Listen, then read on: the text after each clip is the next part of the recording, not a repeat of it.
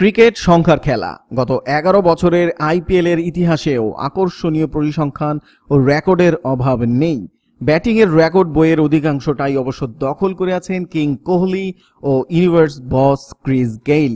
আইপিএলে তাদের এমন কিছু রেকর্ড আছে যা আর কেউ কেন তাদের নিজেদের পক্ষেও ভাঙা প্রায় অসম্ভব।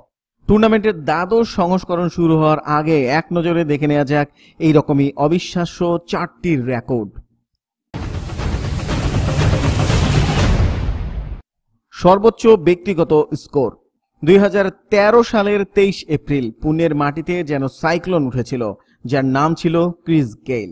পুনে ওয়ারিয়র্সের বিরুদ্ধে রয়্যাল চ্যালেঞ্জার্স বেঙ্গালুরের হয়ে মাত্র 66 বলে গেইল 175 রান করেছিলেন, যার দৌড়ে 20 ওভারের রেকর্ড 263 রান তুলেছিল আরসিবি। পুনের দল হেরেছিল 130 রানের বিশাল ব্যবধানে। এক ম্যাচে 4-6-এর সবচেয়ে বেশি রান। পুনের বিরুদ্ধে ওই বিধ্বংসী ইনিংসটি খেলার সময়ই এই রেকর্ডটি করেছিলেন গেইল। 175 রানের মধ্যে 154 রানই এসেছিল 4-6 থেকে। মোট 17টি 6 ও 13টি 4 মেরেছিলেন ক্যারিবিয়ান দৈত্য। এই রেকর্ডও খুব তাড়াতাড়ির মধ্যে ভাঙবে বলে মনে হয় না। এক মৌসুমে সর্বোচ্চ 100 রান। উপরের দুই রেকর্ডই বোঝা যায় টি-20 ক্রিকেটে ক্রিস গেইলের মহিমা।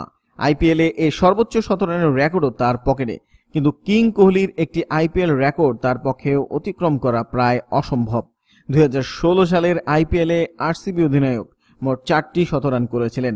টি-20তে সব মিলিয়ে হাতে মাত্র 120টি বল, তাতে একটি 100 রান হওয়াই কঠিন।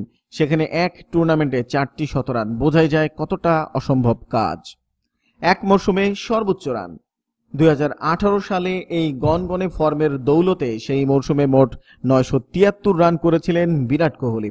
গড় ছিল 81.08, স্ট্রাইক রেট 152.03। 4টি 100 রানের পাশাপাশি সেইবার 60টি অর্ধ 100 রান করেছিলেন। এই রেকর্ড কতটা কঠিন! এক মৌসুমে সর্বোচ্চ রানের তালিকায় দ্বিতীয় স্থানে আছেন ডেভিড ওয়ার্নার।